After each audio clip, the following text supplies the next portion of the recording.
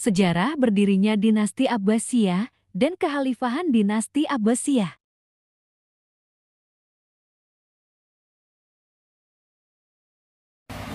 Assalamualaikum warahmatullahi wabarakatuh. Waalaikumsalam warahmatullahi wabarakatuh. Apa kabarnya anak-anak? Baik, Bu. Alhamdulillah.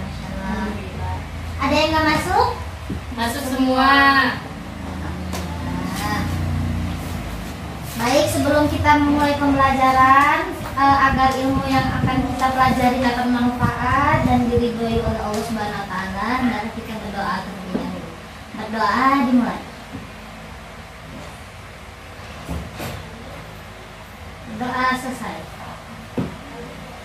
Nah, jadi anak-anak, ada yang udah tahu kita hari ini mau ngebahas apa? Belum. Lupa ya kalian.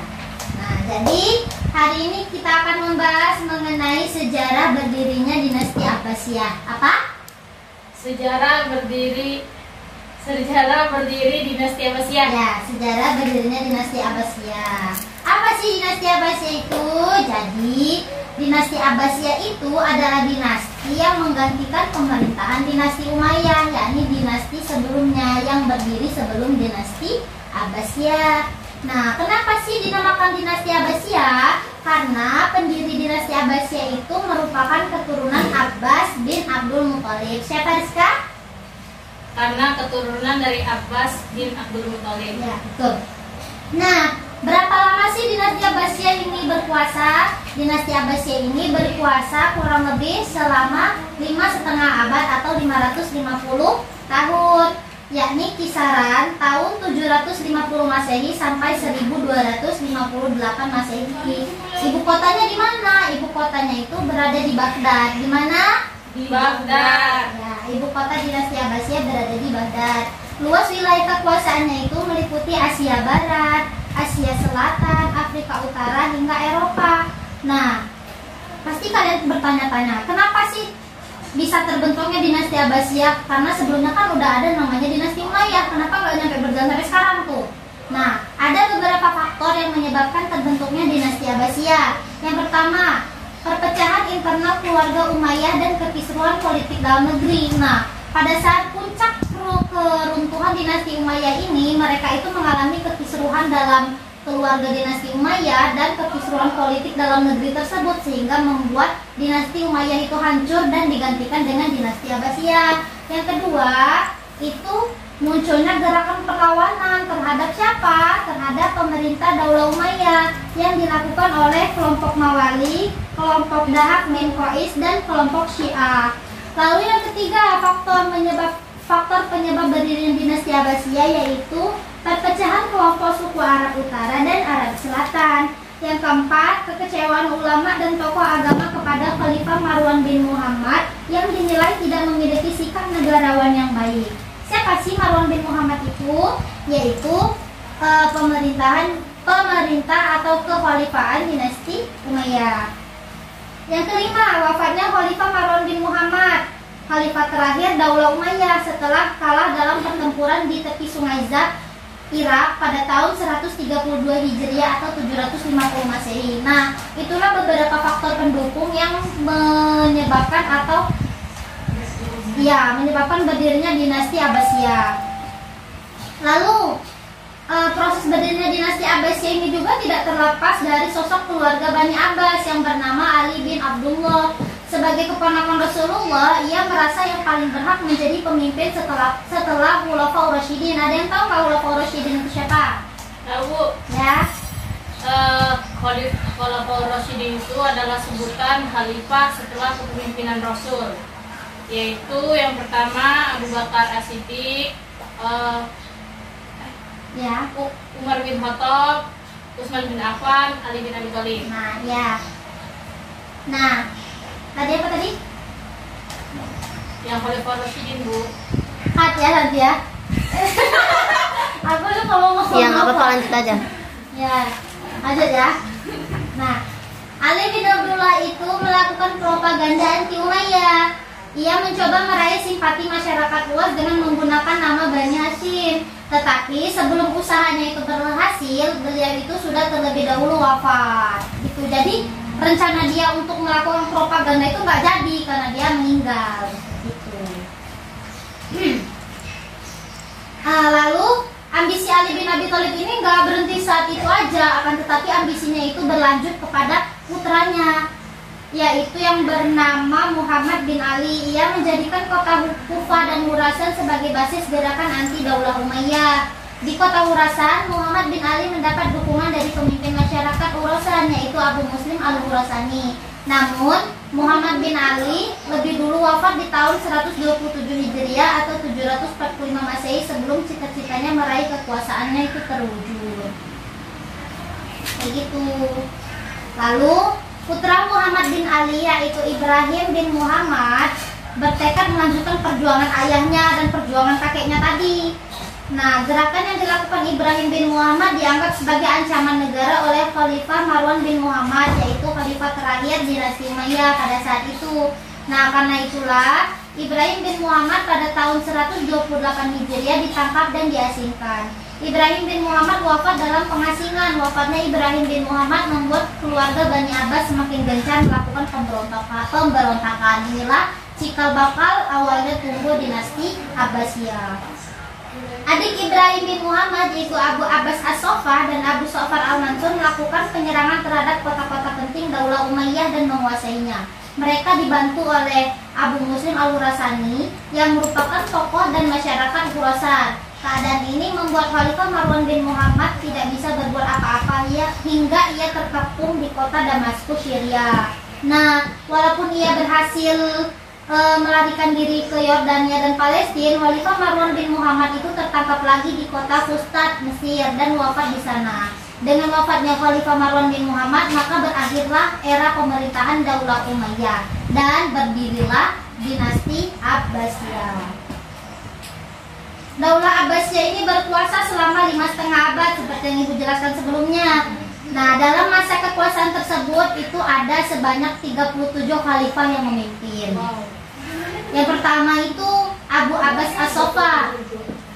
Ya, ada 37 khalifah. Yang pertama Abu Abbas As-Soffah, yang kedua Abu Ja'far Al-Mansur, yang ketiga Al-Mahdi, yang keempat Musa Al-Hadi, dan selanjutnya nanti Ibu lampirkan ya, Ibu bagikan ke kalian.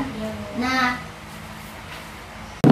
baiklah anak-anak, itulah sejarah singkat mengenai berdirinya dinasti Abbasiyah yang mana diawali dengan kehancuran dinasti Umayyah serta khalifah-khalifah yang memimpin pada saat dinasti Abbasiyah. Sampai di sini ada yang ingin ditanyakan? Saya, Bu. Ya, silakan. Kan tadi kata Ibu setelah Umayyah memimpin berdiri kelompok-kelompok ya, Bu. Ya. Kenapa kelompok-kelompok itu berdiri, Bu? Kayak gitu. Oh, ya. Apa yang menyebabkan kelompok-kelompok itu berdiri? Yang kelompok Mawali tadi ya? Iya, yang kayak kata Ibu tadi apa sih? Si A gitu loh, Bu, tadi. Nah, ada beberapa faktor yang menyebabkan dinasti Abbasiyah itu terbentuk. Faktor pendukungnya salah satunya yaitu munculnya gerakan-gerakan perlawanan terhadap pemerintahan Daulah Umayyah yang dilakukan oleh kelompok Mawali, kelompok Dahab bin Qais, dan kelompok Syiah. Kenapa sih mereka ini membentuk kelompok-kelompok sendiri pada saat dinasti Umayyah tersebut? Karena kelompok-kelompok ini, contohnya kelompok Syiah. Kelompok Syiah ini bertentangan dengan pemerintahan dinasti Umayyah. Dia itu sangat kecewa dengan pemerintahan dinasti Umayyah. Dia menuntut pembalasan dendam terhadap kematian Ali bin Abi Thalib pada saat di Karbala. Tahu kan peristiwa Karbala? Nah, yang kedua itu ini ingin balas dendam atas kematian Utsman bin Affan. Lalu pemerintahan dinasti Umayyah itu yang sangat tidak pas menurut mereka. Mereka itu lebih mengutamakan kekeluargaan dinasti Umayyah tersebut. Nah, sehingga pemerintahan dinasti Umayyah itu kacau, yang membuat mereka itu membuat kelompok-kelompok anti dinasti Umayyah seperti itu. Sehingga muncul Abbasiyah tadi. Itulah cikal bakal terbentuknya dinasti Abbasiyah. Ada lagi yang ingin ditanyakan? Saya, Bu. Ya, silakan. Mengapa Ali bin Abdullah sangat gencar melakukan propaganda Ya. yang Mengapa Ali bin Abi Thalib Umayyah? anti Umayyah? Seperti yang Ibu jelaskan tadi, Umayyah itu pada saat puncak kepemimpinannya atau mau runtuh itu, dinasti Umayyah ini sangat-sangat kacau balau pemerintahannya. Dalam kekeluargaan Umayyah itu ada beberapa kekisruhan, baik kekisruhan keluarga, kekisruhan politik, terus kekisruhan yang lainnya yang menyebabkan sangat banyak orang yang propaganda terhadap pemerintahan dinasti Umayyah ini. Salah satunya Ali bin Abdullah. Dia melakukan propaganda anti Umayyah. Dia itu mencoba meraih simpati masyarakat luas dengan menggunakan nama Bani Hashim. Nah, karena menurut dia pemerintahan itu yang lebih cocok dari keturunan atau keluarga keturunan Ali bin Abi Thalib. Itulah dia mengapa gencar sekali melakukan propaganda. Dia itu ingin melakukan pemerintahan yang menurut dia lebih baik dari Bani Umayyah, kayak gitu loh. Nah, dia itu berniat melakukan pemerintahan baru, membuat dinasti Abbasiyah itu era baru ya, membuat era baru, karena dinasti Umayyah ini udah ketinggalan zaman banget gitu. Gitu. Bu izin menambahkan. Ya, silakan. Jadi kan Rizka tuh ngaji di TPA ya Bu. Karena Ustadz TPA Rizka tuh cerita, katanya juga yang menyebabkan Umayyah itu runtuh, salah satunya kan kata Ibu tadi kan ada politik dan keluarga. Itu tuh yang benar-benar menonjol itu kalau di keluarga kayak mereka tuh sering bermegah-megahan, boros. Kalau politik itu kan mereka tuh kayak ya nepotisme gitu loh Bu. Jadi pemerintah itu orang luar tuh nggak boleh, cuman keluarganya, anak cucunya, sehingga mereka tuh kayak dari keluarganya itu aja kayak gitu, yang kaya beruang kayak gitu. Jadi orang yang lain itu tuh rakyat biasa itu tuh nggak makmur, karena kan hartanya dimakan semua oleh keluarga mereka itu. Jadi makanya mereka itu ingin membuat era baru yang lebih baik kayak gitu. Benar nggak Bu? Ya benar. Tepuk tangan untuk Rizka. Paham ya? Paham Bu. Rizka? Iya Bu, insya Allah paham.